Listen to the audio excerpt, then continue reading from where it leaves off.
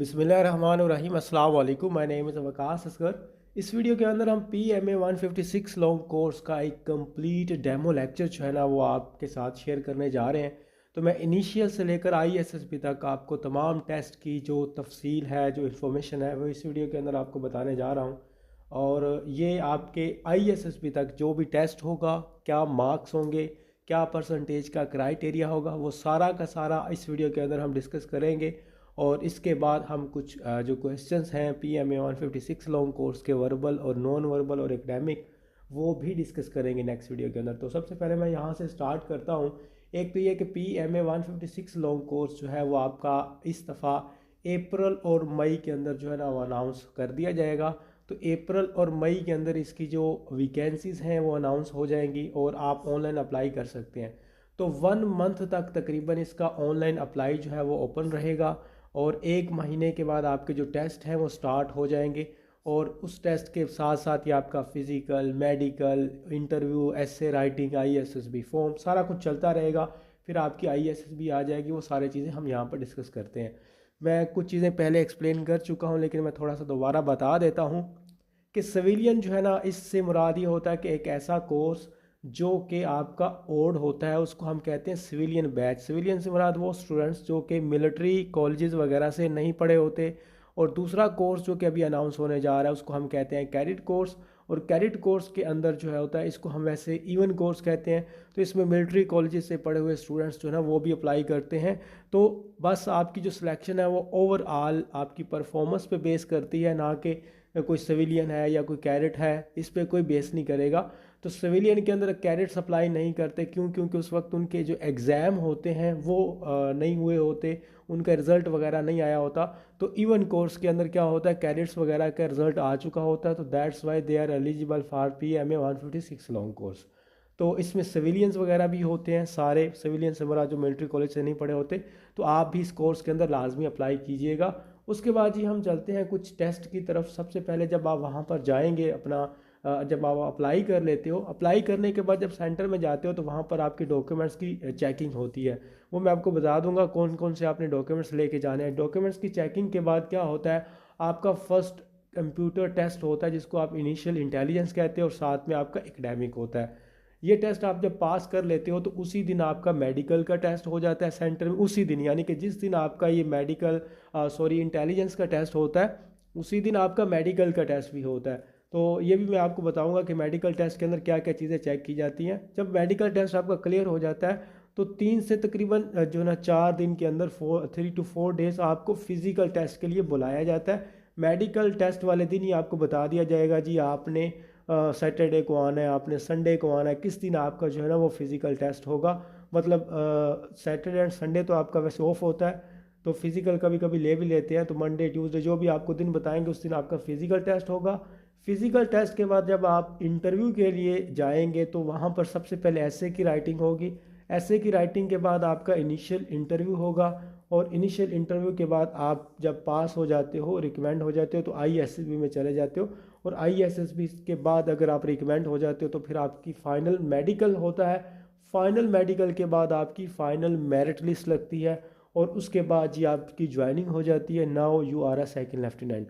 अब second lieutenant 2 year की जब ट्रेनिंग आप कंप्लीट करते हो तो फिर आप डायरेक्टली लेफ्टिनेंट हो जाते हो। 4-5 साल में कैप्टन, और उसके बाद आगे रैंक बढ़ता जाता है, जनरल तक जाता है। आपकी बेस करता है वहाँ पर भी परफॉर्मेंस कितनी अच्छी है, आप सर्विस किस तरह की जो है ना वहाँ पर दे रहे हैं।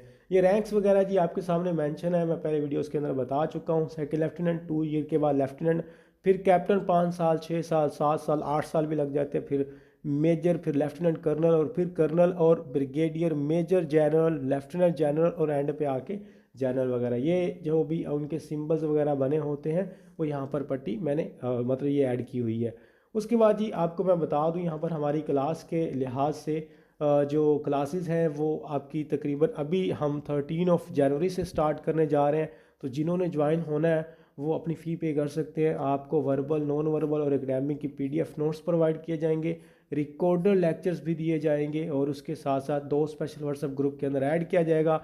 18 आपके मॉक टेस्ट लिए जाएंगे जो कि आप प्रैक्टिस के लिए होंगे, और आपको 100% गारंटी दी जाएगी कि सारा का सारा मटेरियल प्रोजीनियर स्टूडेंट्स के प्लेटफॉर्म से ही आपको प्रोवाइड किया जाएगा।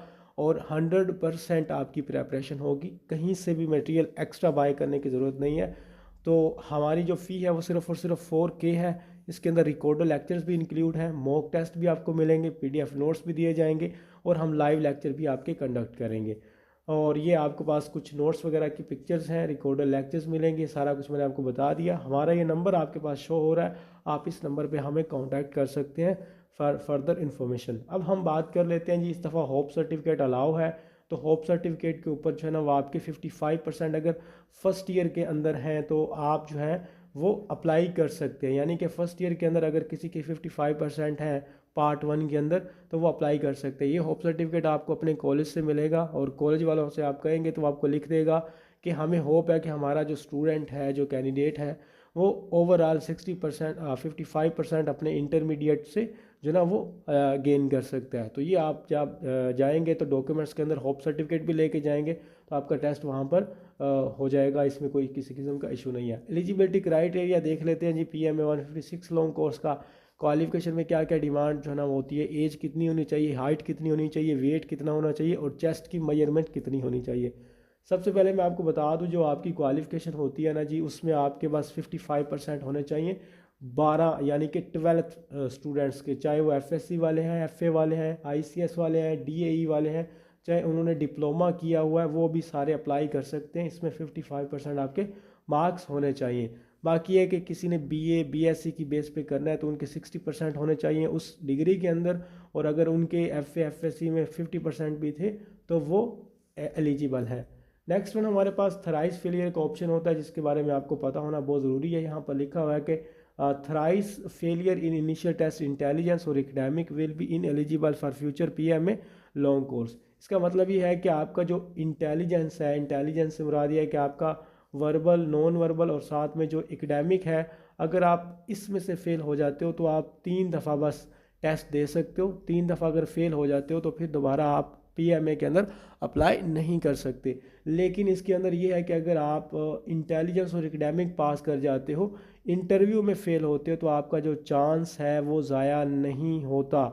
आप फिज़िकल में फ़ेल हो जाते हो तो भी आपका जो चांस है वो ज़ाया नहीं होगा। मैं यहाँ पर लिख देता हूँ जी, आप अगर फ़ेल होते हो मेडिकल में, या आप फ़ेल होते हो फ़िज़िकल के अंदर, या आप फिज़िकल वगैरह से हट के आप जो फेल हो जाते हो इंटरव्यू के अंदर, तो आपका जो चांस है वो ज़ाया नहीं होगा। ठीक है, आपका चांस ज़ाया कब होगा, वो सिर्फ वर्बल, नॉन वर्बल या एकेडमिक के अंदर फेल होने से होगा। नेक्स्ट हमारे पास एज का क्राइटेरिया, इसके अंदर जो एज होती है वो 17 से लेकर 22 ईयर है। और यहाँ पर मेंशन है जी 3 ईयर आपका जो ना बोथ अपर और लोअर केस के अंदर आपको लिमिट्स 3 मंथ की दी जाती है। 3 मंथ से मुराद ये होता है कि अगर आपकी जो एज है वो 16 ईयर एंड 9 मंथ्स है तो भी आप अप्लाई कर सकते हैं। यानी कि 3 मंथ्स कम है आपकी एज 17 से, या आपकी 22 ईयर और प्लस 3 मंथ्स है तो भी आप अप्लाई कर सकते हैं। लेकिन इसके अंदर 6 मंथ ऐड करने होते हैं, वो एक तरीका होता है, वो आपको जब अनाउंसमेंट होगी तब बताया जाएगा। बाकी हाइट हमारे पास 5 फीट और 4 इंच होनी चाहिए।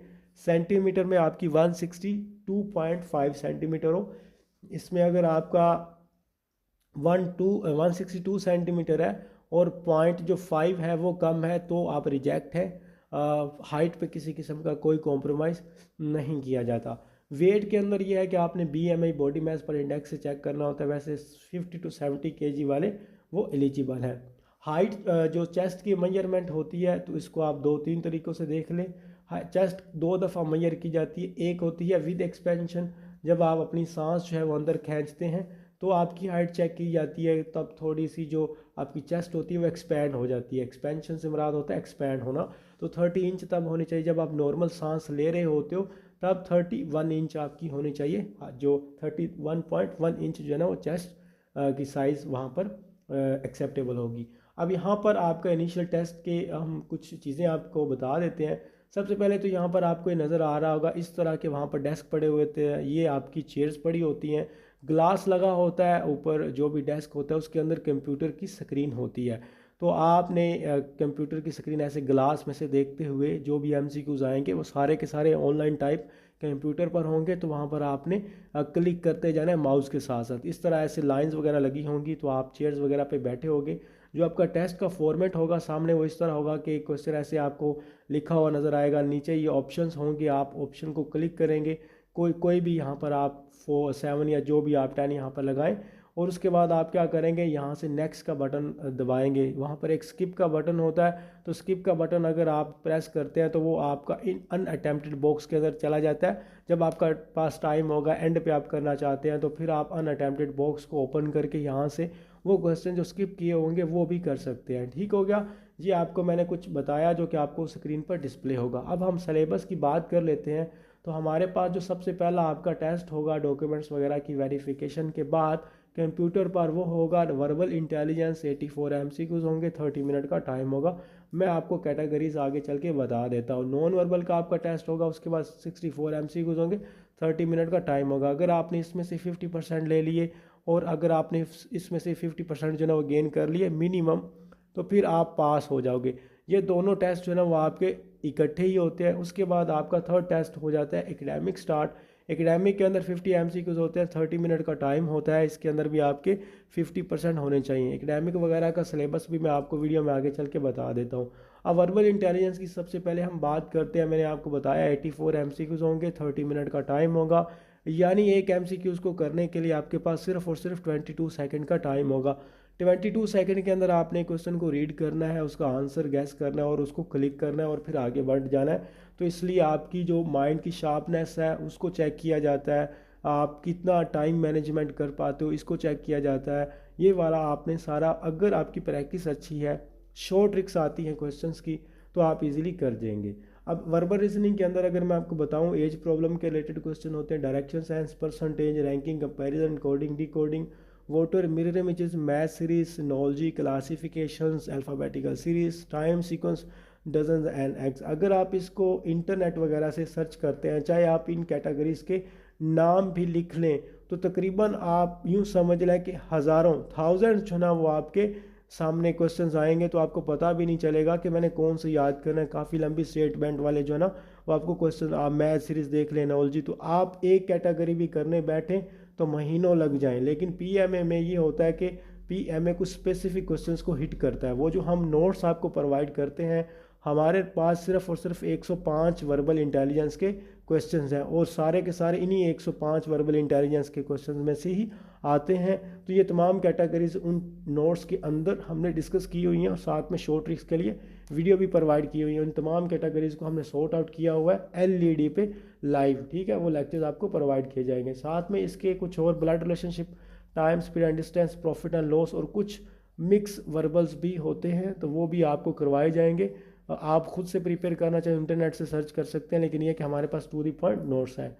उसकी वजह से मिसाल के तौर पर वैसे मैंने एक सिंपल सा क्वेश्चन जो है ना वो कॉमन सेंस का ऐड किया हुआ है। When I was 2 year old my brother was half of my age. जब मैं 2 साल का था तो मेरा भाई मेरी एज का हाफ ऑफ एज था, मतलब आधा था मेरी उम्र का, मुझसे में जितनी मेरी उम्र थी उससे उसकी आधी उम्र थी, ये वो कह रहा है। और कह रहा है कि अब मैं 100 ईयर का हो गया हूँ, तो मेरे भाई, मेरे ब्रदर की एज क्या होगी। तो आपको पता है जी, जब वो 2 ईयर का था, मैं यहाँ पर आई को मेंशन कर देता हूँ, तो कितनी थी, मतलब मैं when I was 2 year old my brother was half of my age. तो ब्रदर का मैं BR लिख देता हूँ। जब मैं 2 साल का था, 2 साल का हाफ क्या होगा, 1 year होगा। इसका मतलब जब मैं 2 साल का था तो मेरा भाई 1 साल का था। अब मैं 100 साल का हो गया हूँ तो मेरा भाई कितने साल का होगा। मेरा भाई हाफ ऑफ माई एज है, तो यहाँ पर क्या आएगा, यहाँ पर 50 नहीं आएगा, यहाँ पर आएगा 99 ईयर। क्यों? क्योंकि उसने ये कहा कि मैं जब 2 साल का था तो मेरा भाई मेरी उम्र का आधा था, यानी वो 1 साल का था। तो वो इससे कितना छोटा हुआ, वो मेरा भाई मुझसे 1 साल छोटा है। वो अगर 1 साल छोटा है तो वो क़यामत तक 1 साल ही मुझसे छोटा रहेगा। तो जब मैं 100 साल का हो जाऊंगा वो 99 का हो जाएगा। मिसाल के तौर पर अगर मैं 1000 का हो जाऊंगा वो 999 का हो जाएगा। तो यहाँ पर हमने गैप देना था, हाफ का कोई यहाँ कॉन्सेप्ट नहीं है। तो ये हाफ यहाँ पर इसी स्टेटमेंट के अंदर ख़त्म हो गया। तो इसमें हमने बस एज पता कर ली। और इसमें अगर मैं आपको दोबारा करवाऊँ तो इसका मतलब ये है कि जब मैं 1 साल का था, जब मैं 2 साल का था तो मेरा भाई जो है वो 1 साल का था, ठीक है। अब मैं 100 साल का हो गया हूँ, तो मेरा भाई जो है मुझसे कितना छोटा है, वो 1 ईयर का। हमारे दरमियान जो एज का गैप है वो कितने साल का है, 1 ईयर का। तो अब मैं 100 साल का हूँ, तो मेरा भाई तो मुझसे 1 साल छोटा है, तो वो फिर 99 ईयर का होगा। ये कुछ इस तरह के क्वेश्चंस वगैरह होते हैं। ये तो कॉमन सेंस का बड़ा आसान सा, बाकी ब्लड रिलेशनशिप के टाइम सीक्वेंस के काफ़ी मुश्किल भी होते हैं। बहरहाल हम चलते हैं जी नॉन वर्बल की तरफ। तो नॉन वर्बल का सिलेबस हमने डिस्कस कर लिया था। 64 MCQs होंगे, 30 मिनट का टाइम होगा और 28 सेकेंड जो है ना वो आपके पास तकरीबन होंगे एक क्वेश्चन को करने के लिए। और इसके अंदर जो क्वेश्चन किए जाते हैं वो series, analogy, classification, is to as to comparison, missing pattern के बहुत ज़्यादा होते हैं, ट्राई के होते हैं, वाटर एंड मिरर इमेजेस होते हैं, मैथमेटिकल और एरोस के इस दफ़ा बहुत ज़्यादा क्वेश्चन आए हुए थे, तो एरोस के रिलेटेड भी होते हैं। तो ये हम आपको 25 लेक्चर्स के थ्रू कवर करेंगे। अब इसके अंदर कुछ ऐसे क्वेश्चंस होते हैं जो कि मैंने मतलब सबसे आसान जो क्वेश्चंस होते हैं उनकी कैटेगरी यहाँ पर डिफ़ाइन की हुई है कि आप इनको अगर करना चाहें तो आप इस तरह कर सकते हैं। तो पहला क्वेश्चन आप देख लें कि इसके अंदर ये है कि उसने पूछा हुआ है कि डिफरेंट कौन सा है। तो ऐसे क्वेश्चंस होंगे जिसमें सारी शेप्स सेम होंगी और कोई डिफरेंट होगा। तो ये हमारे पास शेप्स हैं, इसमें से डिफरेंट जो आंसर है वो है 2। क्योंकि देखिए इस ट्रायंगल को जब हम हाफ करते हैं तो ये अपनी शेप बरकरार रखती है, मतलब ये ट्रायंगल ही रहती है। इसी तरह जब इस रेक्टेंगुलर को जब हम हाफ करेंगे तो ये 2 रेक्टेंगुलर बन जाती हैं। ये भी 2 स्क्वायर हैं, ये 2 ट्रायंगल हैं, ठीक है। ये दो दो शेप्स हैं, एक मुकम्मल 2 शेप्स हैं। लेकिन हाफ सर्कल जो है ये कोई शेप नहीं है, ये 2 भी नहीं है, ये एक अकेला सर्कल है। और हाफ ऑफ 2 आप कर सकते हैं, लेकिन ये शेप्स नहीं है। तो that's Y true triangle, true rectangle और 2 स्क्वायर, लेकिन 2 सर्कल नहीं कह सकते हम इसको। बाकी इस टू एस टू वाला मैंने बड़ा मतलब ये सबसे आसान जो है वो मैंने यहाँ पर ऐड किए हुए हैं ताकि आपको समझ आ सके। ये यूँ कह लें कि 1% पार्ट है उन चीज़ों का जो कि हमने करनी है नॉन वर्बल में।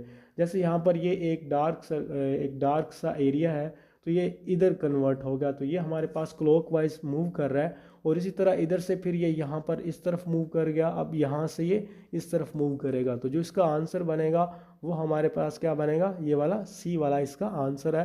क्योंकि जो डार्क साइड है वो मूव कर रही है एंटी क्लॉकवाइज, सॉरी क्लॉकवाइज। इसी तरह एक मिसिंग पैटर्न का होता है, मिसिंग पैटर्न वाले काफ़ी आते हैं और वो काफ़ी डिफ़िकल्ट भी होते हैं। इसके अंदर आप मिसिंग पैटर्न देख लें कि हमारे पास यहाँ से भी मिस हुआ है, यानी कि 1 2 3 4 5 और 6 साइड्स जो ना वो हमारे पास होनी चाहिए। तो आप देख लें 6 साइड कहाँ पर है जी, जो हमारे पास तकरीबन ये बी वाला जो आंसर है ये बन सकता है, क्योंकि हमारे पास इसकी कुछ ना कुछ साइड्स, एक तो ये 6 साइड बनती है और इक्वल है। देखें ना ये 6 साइड है और क्या है, इक्वल है।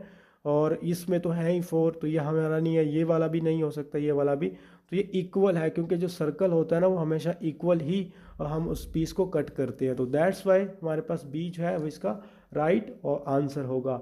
नेक्स्ट वन हमारे पास कुछ ऐसे होते हैं जिसमें ट्राइंगल या ऐसे जिनके अंदर कुछ फार्मूलाज होते हैं। तो how many triangles are there, इसके अंदर कितनी ट्राइंगल्स हैं, इसका एक फॉर्मूला होता है। आप देखें 1 और यहाँ पर 2, 1 2 आपने इस तरह गिनती लिखनी होती है, तो 3।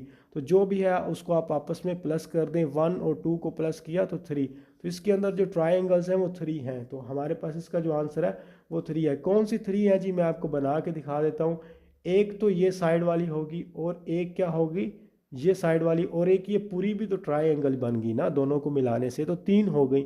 इसी तरह जब आप इसको ऐड करेंगे 1 + 2 + 3, तो ये हमारे पास कितनी बन जाएंगी, 1 2 3 और 3 6। तो इसमें से 6 है, आप देख लें जी, 1 हो गया और ये 2 और ये 3, फिर ये एक पूरी बन जाएगी, ये 4 बन जाएगी, और फिर ये एक पूरी बन जाएगी, ये 5 बन जाएगी, और फिर ये पूरा x जो है ये भी तो ट्रायंगल ही है ना, तो ये 6 हो जाएगा। तो इस तरह हमारे पास जो है इसके आंसर्स आएंगे।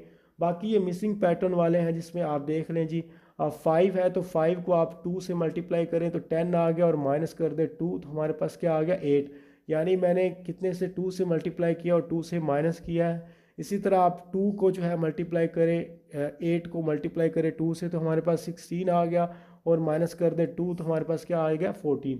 तो इसी तरह हम 50 को करेंगे मल्टीप्लाई, जब 2 से मल्टीप्लाई किया तो हमारे पास 100 आ गया, और 100 में से जब आप 2 को माइनस कर देते हैं तो 98।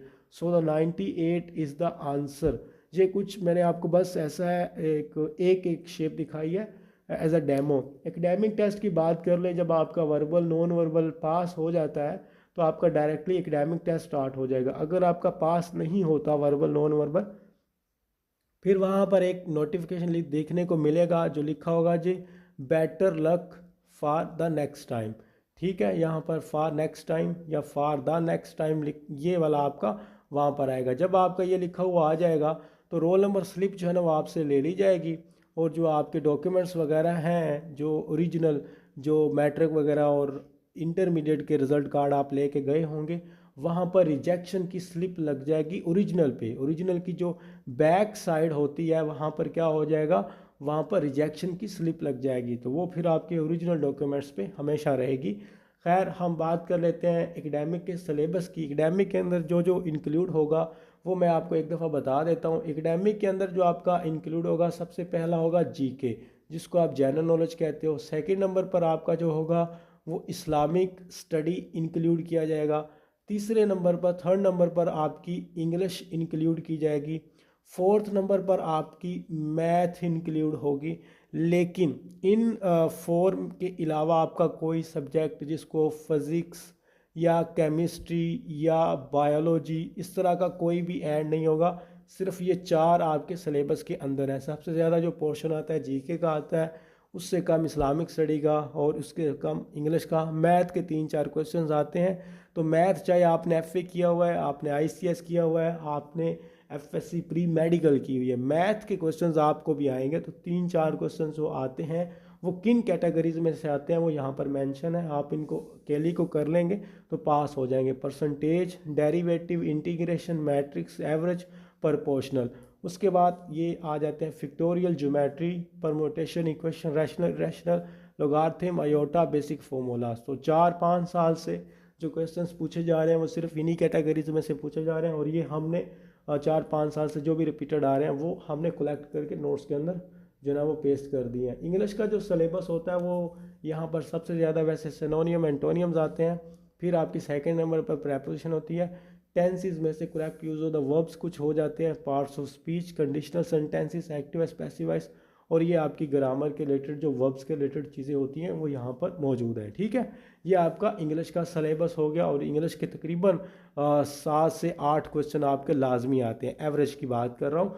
अब हम बात कर लेते हैं जी, उसी दिन आपका मेडिकल का टेस्ट स्टार्ट हो जाता है, जिसका आपका इंटेलिजेंस और प्लस आपका जो होता है ना एकेडमिक, अगर जब ये वाला पास कर लेते हो आप, तो उसके बाद आपका क्या होता है, उसी दिन सेम डे मेडिकल टेस्ट होता है। मेडिकल टेस्ट में ये होता है कि आपको एक हॉल के अंदर ले जाया जाता है और आपकी जो शर्ट्स वगैरह होती हैं उनको रिमूव कर दिया जाता है। ठीक है, शर्ट्स को रिमूव कर दिया जाएगा, चाहे आप गर्मी है या सर्दी है।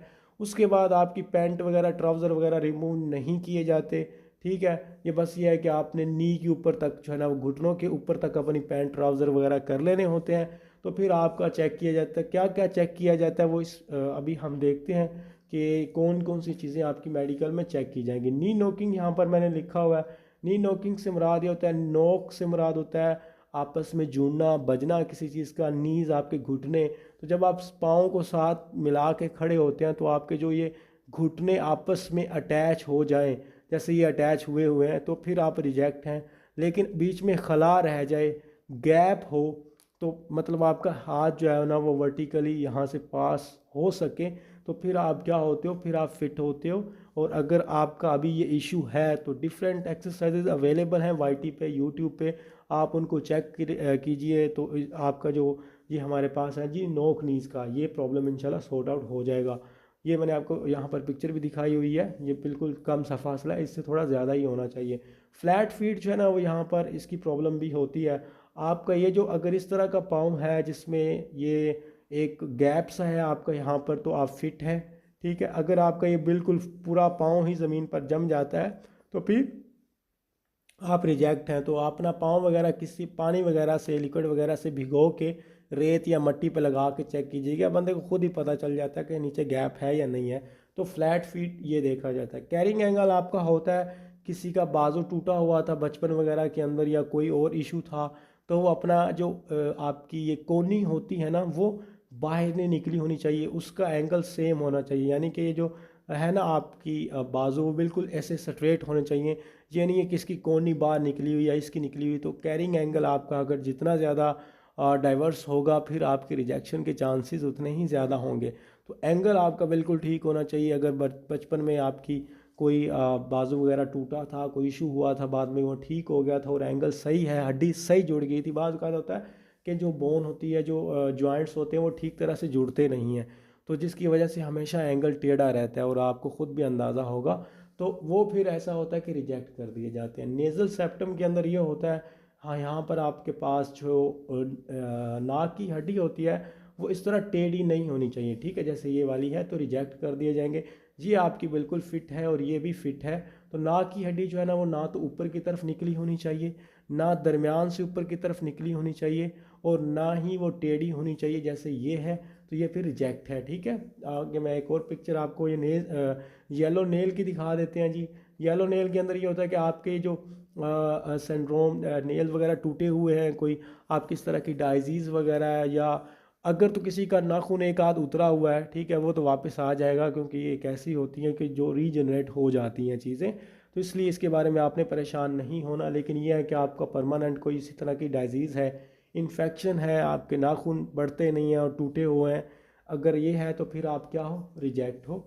आपके नाखून वगैरह वैसे साफ़ करके जाएगा। स्किन डाइजीज़ के बारे में ये होता है कि किसी के ज़्यादा ही पिंपल टाइप बने हुए हैं, या आपका कोई ऑपरेट हुआ तो और काफ़ी बड़े निशान हैं यहाँ पर।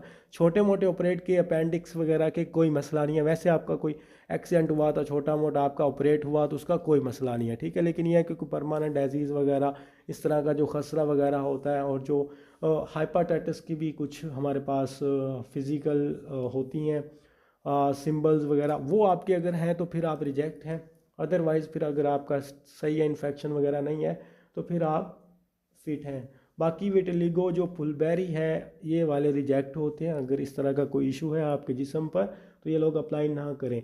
फिर आपकी चेस्ट डिफॉर्मिटी आ जाती है, जिसके अंदर 2-3 तरह से आपने चीज़ें चेक करनी, या चेस्ट अंदर की तरफ है, या चेस्ट बाहर की तरफ है, या चेस्ट एक साइड पे बड़ी हुई है और एक साइड पे कम है, इसको हम कहते हैं चेस्ट डिफॉर्मिटी। तीनों कंडीशन के अंदर आप रिजेक्ट हैं, तो ये आप फिर अप्लाई नहीं कर सकते। एक्स्ट्रा फिंगर्स आपकी अगर हैंड की हैं, या आपके जो फीट हैं उसकी है, जो आपके पाँव हैं, एक्स्ट्रा फिंगर चाहे वो छोटी है, चाहे वो बिल्कुल ही मतलब चाहे वो बड़ी है, या नॉर्मल साइज़ की है, जैसे यहाँ मतलब पता ही ना करे, जैसे आपको ये हैंड नज़र आ रहा है, इसमें 6 फिंगर्स हैं, ठीक है आपकी, तो ये रिजेक्ट है। तो चाहे बिल्कुल छोटी सी है, या इस तरह का है कि आपकी बिल्कुल नॉर्मल है, तो आप रिजेक्ट हैं। जो फिंगर्स हैं वो अगर 5 हैं तो 5 है, हैंड और फिट की दोनों की। फ़िज़िकल कंडीशंस के अंदर हम बात कर लेते हैं जी। फ़िज़िकल का आपका जो टेस्ट होता है, उसके अंदर कौन कौन सी चीज़ें चेक की जाती हैं। फ़िज़िकल टेस्ट आपका जिस दिन मेडिकल वगैरह, इंटेलिजेंस वगैरह आपका क्लियर हो जाता है, मतलब मैं लिख देता हूँ यहाँ पर, इनिशियल लिख देता हूँ। इनिशियल टेस्ट जो आपका होता है, उसके अंदर आपका मेडिकल भी होता है, ये दोनों एक दिन के अंदर आपके क्लियर हो जाए, तो फिज़िकल का जो टेस्ट होता है वो तकरीबन यहाँ पर लिखा 7 to 10 डेज़ भी ले सकता है। It may take 3 to 5 days, ठीक है। तो जब सेंटर टू सेंटर वेरी करता है, अगर स्टाफ अवेलेबल है। सबसे पहले आपका रनिंग का टेस्ट होता है, फिर आप सेंटर आ जाते हो, वापस पुशअप होते हैं, क्रंचेस होते हैं, पुलअप्स होते हैं, डिच क्रॉसिंग होती है, सारा कुछ एक ही दिन में होता है। हम इसको एनिमेटेड फॉर्म में देख लेते हैं। तो आपकी जो यहाँ पर 1.6 किलोमीटर की रनिंग होती है, जिसके अंदर 8 मिनट के अंदर आपने करना होता है। इस बार पॉइंट्स आपके 10 रखे गए हैं, तो ये पॉइंट्स भी आपके इनिशियल जो चीज़ें होती हैं उसके अंदर इंक्लूड किए जाते हैं। तो आपने 10 मार्क्स अगर गेन करने हैं, तो आपको 1.6 किलोमीटर जो है वो 7 मिनट के अंदर करनी होगी। और अगर आप करते हो 7 मिनट और 30 सेकंड में, तो फिर आपको तकरीबन 7 पॉइंट में मिलते हैं। और अगर आप पूरे 8 मिनट के अंदर करते हो, फिर आपको तकरीबन 3 पॉइंट मिलते हैं आउट ऑफ द 10 पॉइंट्स। तो इस तरह आपकी ये नंबरिंग वगैरह होती है। उसके बाद हम चलते हैं जी, ये आप देख लें आपके सामने जो है ना वो रनिंग वगैरह, इस तरह भी कुछ रनिंग्स होती हैं, कुछ ट्रैक्स वगैरह बने होते हैं। तो आपने यूं करना है कि एक साइड पे बस रनिंग करनी है, बिल्कुल एक साइड पे। जैसे ये हमारे पास फर्स्ट वन जो है ना वो कैंडिडेट कर रहा है, और ट्राई कीजिए आप अपने जो लेफ़्ट हैंड है ना उसी के साथ जो है ना वो आपने रनिंग करनी है, लेफ़्ट हैंड साइड पे। ये वैसे मैं आपको ब्रीफिंग दे रहा हूँ। इसमें यह है कि ट्राई कीजिएगा कि आप रश के अंदर ना रहें, नहीं तो फिर वो आपको पुश करेंगे, धक्के देंगे, तो कुछ भी आपका फ़िज़िकल जो है ना वो बैलेंस बिगड़ सकता है। ये वाली चीज़ें होगी। उसके बाद आपकी ये पुशअप जो है ना वो होती हैं, तो आपकी 15 पुशअप होंगी और जो ना 2 मिनट का टाइम होगा। ये आपके सामने जो है ना वो पुशअप्स हैं। 20 क्रंचेस होती हैं जिसके अंदर आपका 2 मिनट का टाइम होता है। ये आपकी कोई भी पाँव वगैरह पे किसी किस्म का वेट नहीं रखा जाता, ना ही कोई वहाँ पर चीज़ बनी होती है, तो ये आपने ख़ुद ही करना होता है। जैसे यहाँ पर ये आपके सामने एक एनिमेटेड पिक्चर वो प्ले हो रही है। उसके बाद आपका ये क्या टेस्ट होता है, तो फिर आपकी 3 पुलअप्स होती हैं। 3 पुलअप्स के अंदर जो है ना वो आपने 2 मिनट के अंदर करनी होती हैं। अब इसके अंदर ये होता है कि 2 मिनट के अंदर आपने ये ऑटोमेटिकली खुद नहीं करनी होती। आपको वो कहेंगे अप, तो आप ऊपर चले जाएंगे, तो वहाँ पर खड़े रहेंगे जब तक वो डाउन नहीं कहेगा। तो इसका मतलब ये है कि आप जैसे जैसे वो इंस्ट्रक्शन देंगे तो वैसे वैसे आपने पुलअप्स वगैरह या फिज़िकल की बाकी जो चीज़ें हैं वो करनी है। और डिच क्रॉसिंग के अंदर 7.4 फीट जो है ना वो आपकी 7 फीट एंड 4 इंच लेंथ होती है, और इतनी ही उसकी विड्थ होती है, और जो डेप्थ होती है वो 4 फीट होती है। ये एक इस तरह सा जो है ना वो गड़ा सा बना होता है। उससे ऊपर आपने भाग के आके यहाँ से आपने एक थोड़ा सा स्टॉप लेके भाग के छलांग लगानी होती है। तो ये आपने क्रॉस करनी होती है। डिस्क क्रॉसिंग के भी मार्क्स होते हैं। उसके बाद ये आपकी ऐसे राइटिंग के बारे में बात कर लेते हैं। जब आपका फिज़िकल क्लियर हो जाता है तो फिर आपको इंटरव्यू के लिए बुलाते हैं। तो इंटरव्यू आपका फ़िज़िकल के तकरीबन 7 डेज़ बाद हो जाता है, बाज़ का 10 डेज़ भी ले सकते हैं। तो वो आपको बाज़ का कॉल करते हैं, बाज़ का आपका जिस दिन फ़िज़िकल का टेस्ट होता है उसी दिन ही आपको बता देते हैं जी आपने फ़लाँ दिन को आ जाना है, आपका इंटरव्यू होगा। जब आप इंटरव्यू में जाते हो तो वहाँ पर आपको ये लिखा हुआ है कि S of 10 lines in English and Urdu, कि आपको 2 ऐसे दिए जाएंगे जिसमें आपने 10 लाइन की इंग्लिश में ऐसे लिखना होगा, 10 लाइन का उर्दू का। ब्लैंक पेज दिया जाता है, ठीक हो गया। ये वाला यहाँ पर मार्क्स लिखे हुए हैं जी, 20 मार्क्स होते हैं टोटल, और 12 मार्क्स वाला वहाँ पर पास होता है। ये ऑफिशियल वेबसाइट से मैंने पिक किया हुआ है। तो इनिशियल आपका जो ऐसे होता है वो इस तरह होता है, मैंने यहाँ पर मेंशन किया हुआ है। आपने 10 लाइन्स लिखनी है। ये यहाँ इंग्लिश ऐसे होगा, ये आपको एक फ़ोटोकॉपी वाला पेज होगा, और उसकी बैक साइड आप उर्दू ऐसे के लिए यूज़ करेंगे। और जो ऐसे के अंदर आप लिखेंगे वो सारे के सारे क्वेश्चंस, मतलब जो भी अगर कोई ऐसे ऐसा होता है, मैं आपको ऐसेस वगैरह बाद में प्रोवाइड कर दूंगा। वो जो क्वेश्चंस बनेंगे आपके ऐसे में से जो आपने चीज़ें लिखी होंगी वो भी इंटरव्यू में पूछा जाता है। कोई भी ऐसा टॉपिक जो थोड़ा सेंसिटिव था, उस पर आपने ओपिनियन देना था, आप उसके अगेंस्ट गए हो, ऑप्टिमिस्टिक वे के अंदर आपने उसको सॉल्व किया, या पैसिमिस्टिक रहे हैं, तो सारा कुछ आपके जो है ना वहाँ से क्वेश्चंस किए जाएंगे जो आपका इंटरव्यू का। इनिशियल इंटरव्यू के अंदर कुछ चीज़ें आपको यहाँ पर मैं बता देता हूँ, वो आपने ध्यान में रखनी है। एक तो ये है कि जो इनिशियल इंटरव्यू होता है उसकी लैंग्वेज है इंग्लिश, यानी कि आपने इंग्लिश के अंदर जो ना वो अपना इंटरव्यू देना होता है। जो इंटरव्यू है वो एवरेज 4 to 8 मिनट का होता है। कभी कभी किसी का 20 मिनट तक भी चला जाता है, ठीक है, किसी का 15 मिनट चला जाता है, किसी का 10 मिनट तक, लेकिन मैंने एवरेज बताया जो कि एवरेज से मेरा ज़्यादातर कैंडिडेट्स का। इसमें आपके मार्क्स होते हैं आउटलुक के। उसके अलावा आपको adequacy of the knowledge, knowledge आपका कितना है, वो कौन कौन सा नॉलेज पूछते हैं। करंट अफेयर से आपसे पूछ सकते हैं। करंट अफेयर में क्या क्या चीज़ें आपसे पूछते हैं। करंट अफेयर्स में से ज़्यादातर जो आपके चीफ मिनिस्टर्स हैं या आपके जो गवर्नर्स हैं वो उनके नाम्स वगैरह पूछ लेते हैं। 4 प्रोविंसेस के जीबी को मिला लें, आप 5 चीज़ें कर लें, ठीक है, इसके बारे में ज़्यादातर पूछते हैं। और 5 साथ में आप आज़ाद कश्मीर कर लें, इसके बारे में भी उनके जो प्राइम मिनिस्टर वगैरह है उसके बारे में ज़्यादातर पूछते हैं। उसके अलावा जी आपसे जीके वो आपसे कंट्री के जो हमारे पास हैं जी, जितने भी पूरी दुनिया में कंट्रीज़ हैं उनका कैपिटल पूछ सकते हैं किसी कंट्री का। उसमें से ज़्यादातर कैपिटल ही पूछते हैं, करेंसी वगैरह कभी कभी पूछते हैं। तो कंट्रीज़ के कैपिटल आपने करके जाने हैं।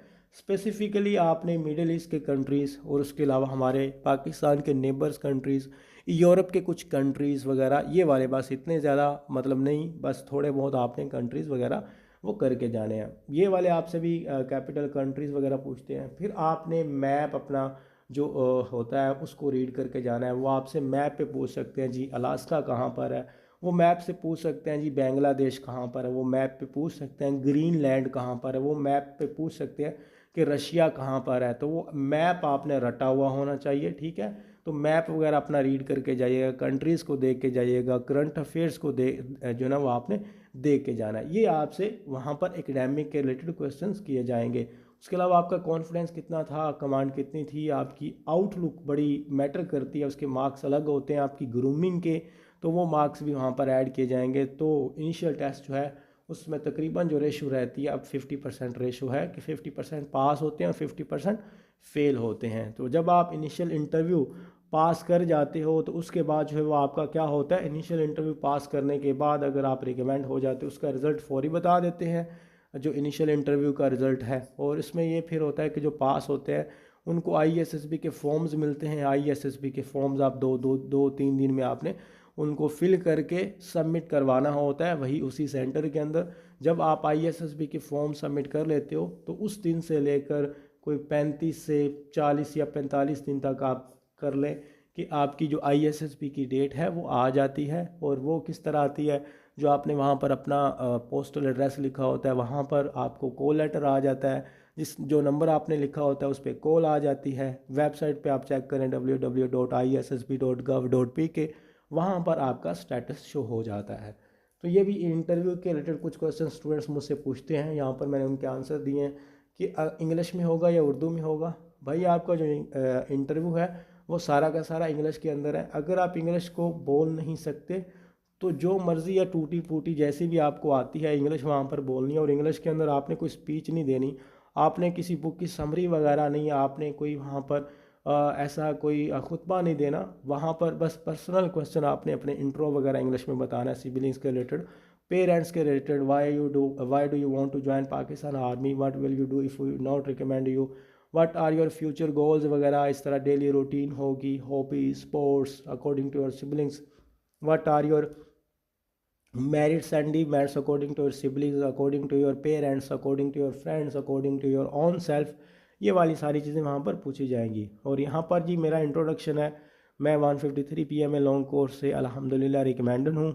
PMA लॉन्ग कोर्स और तकरीबन 4 से 5 साल से मैं पढ़ा रहा हूँ PMA लॉन्ग कोर्स को। ये हमारी कुछ लाइव क्लासेस वगैरह होती हैं और उसके साथ साथ हम free WhatsApp special WhatsApp group बनाते हैं पेड स्टूडेंट्स के लिए। वहाँ पर हम चीज़ें स्टूडेंट्स वगैरह से डिस्कस करते हैं। उसके अलावा हमारा ये नंबर है जो मैंने आपको बताया था, तो इस पर आप कांटेक्ट कर सकते हैं। अगर आपको लेक्चर वगैरह ठीक लगा हो तो ये ऐप हम प्रोवाइड करते हैं जिसमें आपको वर्बल के 10 लेक्चर्स होते हैं, PDF नोट्स होते हैं, नॉन वर्बल के 20 लेक्चर्स होते हैं, PDF नोट्स होते हैं, एकेडमिक के 4 लेक्चर होंगे, PDF नोट्स होंगी, बुक्स होंगी।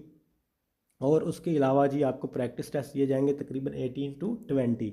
तो ये हमारी कुछ चीज़ें थी। अल्लाह आप सबको कामयाब करे। कोई बात पूछने वाली है आप कमेंट बॉक्स वगैरह के अंदर ड्रॉप कर सकते हैं, इंशाल्लाह आपको एड्रेस किया जाएगा। दुआओं में याद रखिएगा। और मैंने आपको जो भी चीज़ें करवाई वो आपके सामने है जी। और मेरा यहाँ पर नंबर जो है वो शो हो रहा है, आप इस नंबर पर कॉन्टैक्ट कर सकते हैं। अल्लाह आप सबको कामयाब करे। Thank you. अल्लाह हाफिज़।